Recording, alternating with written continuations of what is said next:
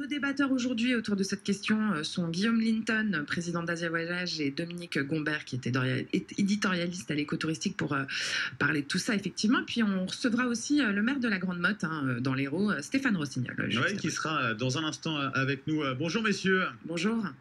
Bonjour. Merci d'avoir accepté notre invitation ce matin sur Sud Radio. Alors, on va parler de ce mois d'août qui arrive dans un contexte, on l'entendait avec Judith, de mesures sanitaires qui s'intensifient sur certains départements. Mais déjà, revenons sur le bilan du mois de juillet qui s'achève et même du mois de juin auparavant. Certains partent à cette occasion. Dominique Gobert, globalement, les Français sont partis ou pas au cours de ces 2 derniers mois? Juin était plutôt pas mal au tir des professionnels, bien entendu. Bien sûr. Juillet, c'était pas trop mal. Il y a eu des conditions climatiques qui ont un peu perturbé les choses, je veux dire. En revanche, pour juillet, toujours d'après les pour août, pardon, excusez-moi.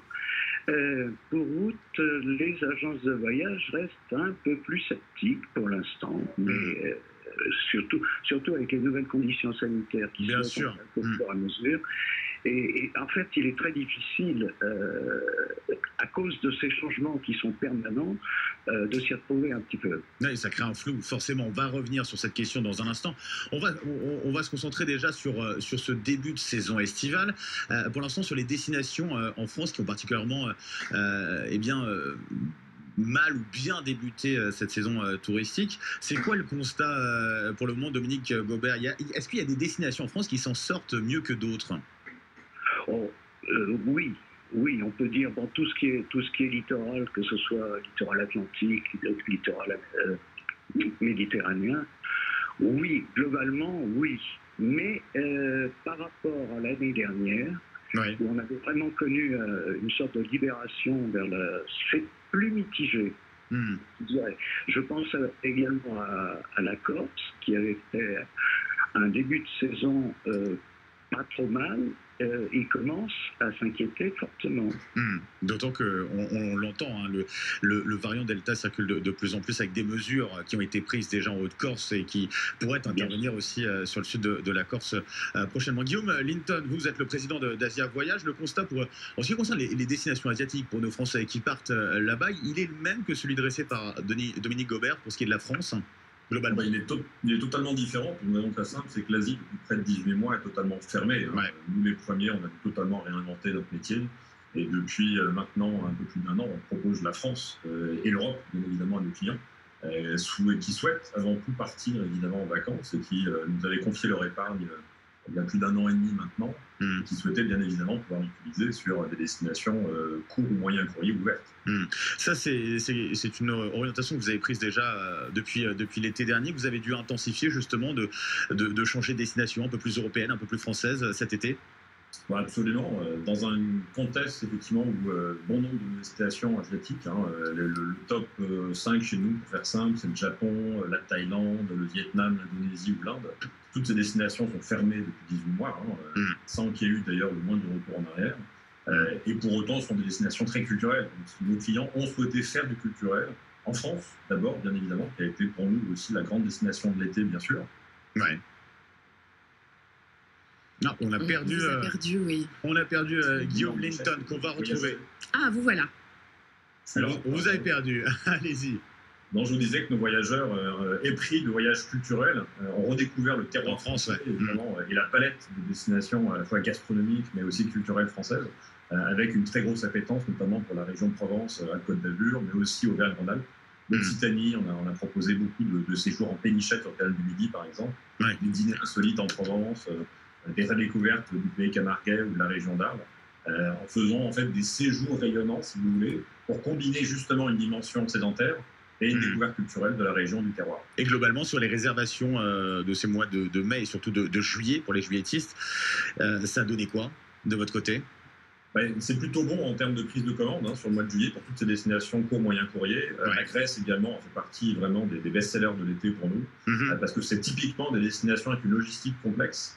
Et nos voyageurs sont très heureux évidemment de confier leur projet à un agent de voyage expert pour pouvoir véritablement combiner de l'aérien, du ferry, des réservations de voitures, et puis évidemment une palette d'hôtels à destination pour ne pas rester sur un seul site. Judith Beller. Également, Oui. l'Italie et l'Espagne ont très bien fonctionné. Qui fonctionne aussi, l'Italie et l'Espagne. Judith Beller. Guillaume Linton, finalement, quand on vous écoute, on se dit que pour être un agent de voyage qui continue à fonctionner en ces temps difficiles, il faut faire preuve d'énormément de souplesse et savoir se réinventer à chaque instant, finalement, parce que c'est quand même très différent la France de l'Asie, finalement. Et on le voit encore cet été avec les mesures qui changent voilà, ça bouge tout le temps. très régulièrement.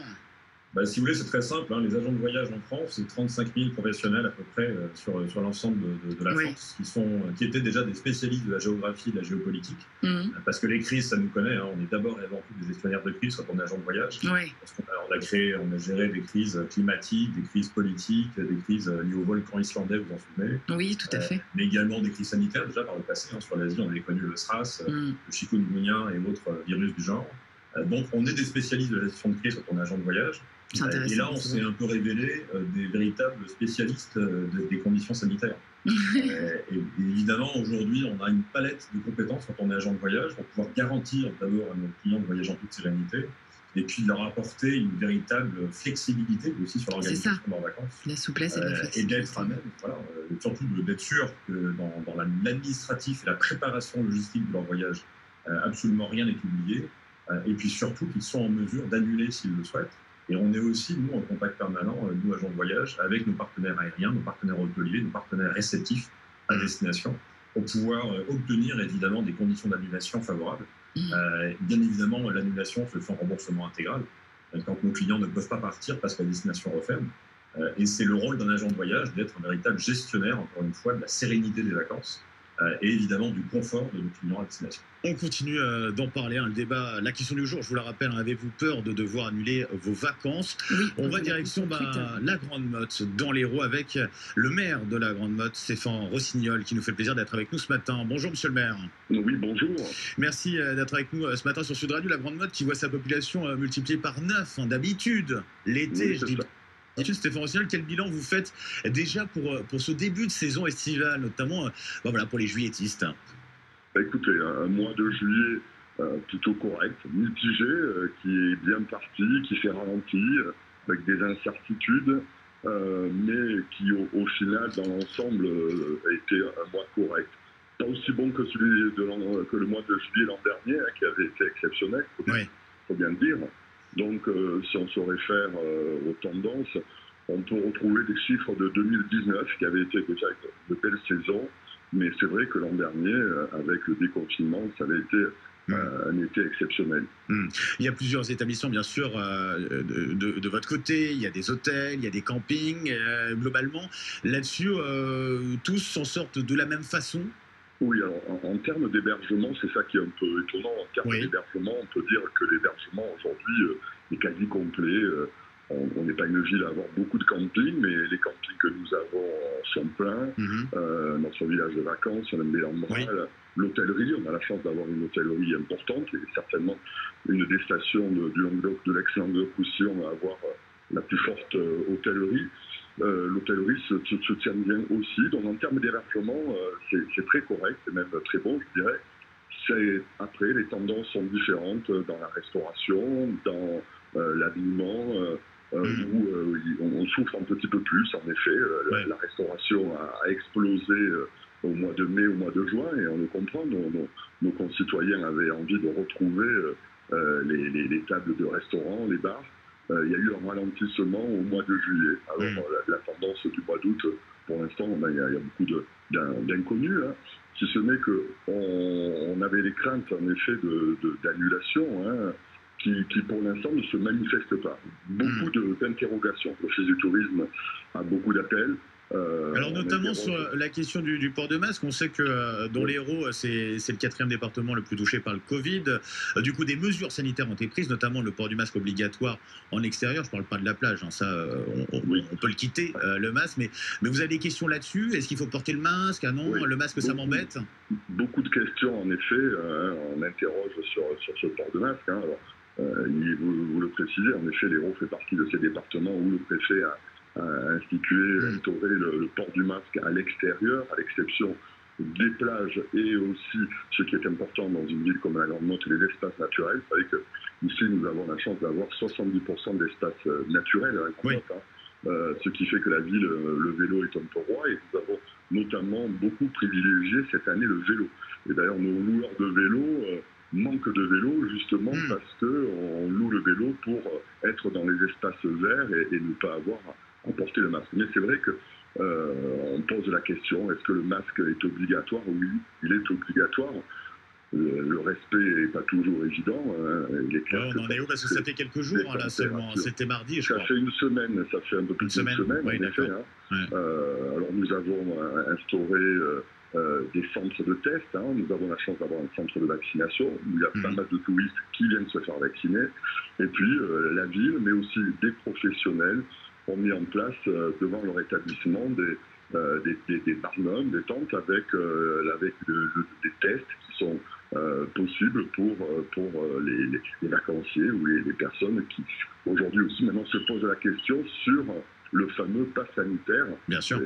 Hier, le porte-parole du gouvernement était d'ailleurs à la Grande-Motte, c'est Gabriel Attal, en précisant qu'il y avait ce report au 9 août qui laisse un peu plus de délai pour les professionnels pour se préparer, en attendant bien entendu la décision du Conseil constitutionnel qui va se prononcer sur la loi qui vient d'être votée. Vous parlez des incertitudes sur le mois d'août à venir, et vous avez parlé à l'instant de cette question du pass sanitaire. Est-ce que vous avez des inquiétudes sur la fréquentation de la Grande-Motte pour ce mois d'août, en lien avec éventuellement l'instauration de ce pass sanitaire ou pas?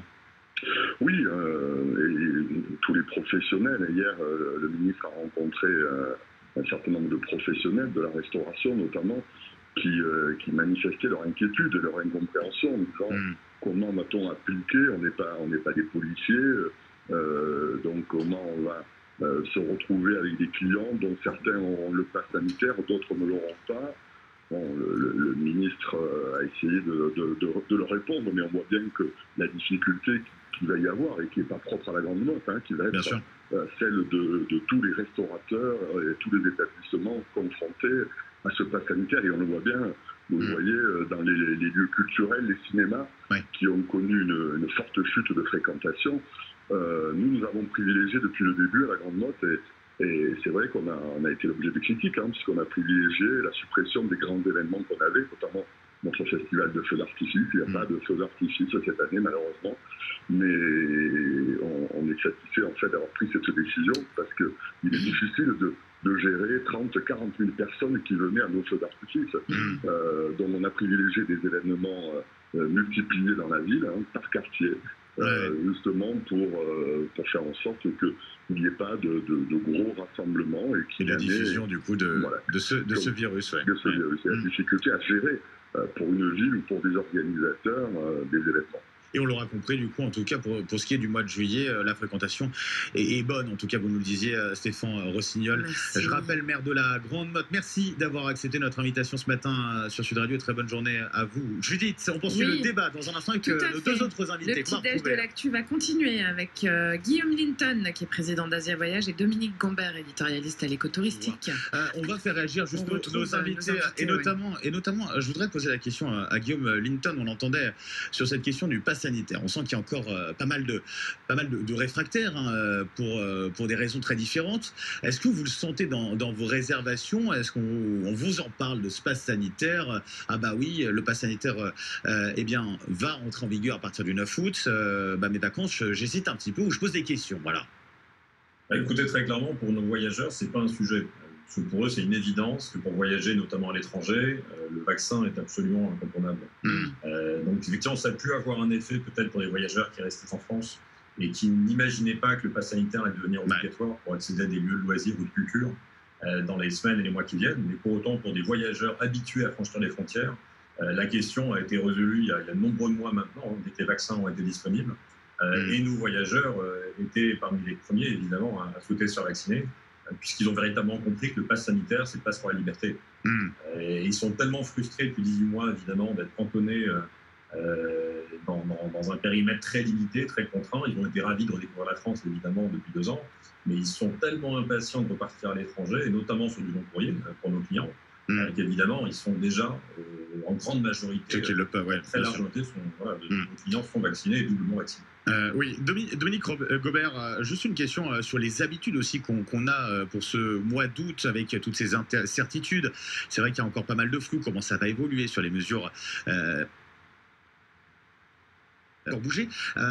On a des Français globalement qui sont plus sur, en gros, on réserve en amont et au pire, on annulera au dernier moment, ou est-ce qu'on est plutôt sur des réservations de dernière minute à l'inverse? En ce moment, oui, on est vraiment sur des réservations de dernière minute. Ça, c'est très clair. Je voudrais insister sur un point important dans cette période un peu troublée. C'est vraiment insister pour que les vacanciers, les touristes, aillent dans une agence de voyage. C'est vraiment ils peuvent réserver, ils ont l'assurance que si jamais il y a le moindre problème, ils seront remboursés, ils perdront pas. Si ce n'est leurs vacances peut-être, mais ils ne perdront pas. Je crois que c'est un point très très important, au-delà bien entendu de... Ça offre une certaine garantie, oui. C'est une garantie. Ouais. On peut dire ça, c'est une garantie, au même titre que le vaccin. J'écoutais le docteur précédent. Bon, je reste un peu sceptique sur ces prises de position. Non, mais ça s'entend que certains justement aient des doutes ou des inquiétudes. Bon, voilà. Après, ils le manifestent de la façon qu'ils le souhaitent. Ils ont le droit de le faire, bien sûr. Voilà, et c'est leur choix. Après, ils décident ou pas. Du coup, ça veut dire que forcément, on peut pas partir à l'étranger. Ça a des conséquences, bien sûr. Ça, c'est une autre chose. Sur les questions du type de réservation, c'est-à-dire globalement, on en est où aujourd'hui? On n'a pas rattrapé le mois d'août de l'année dernière, ça clairement.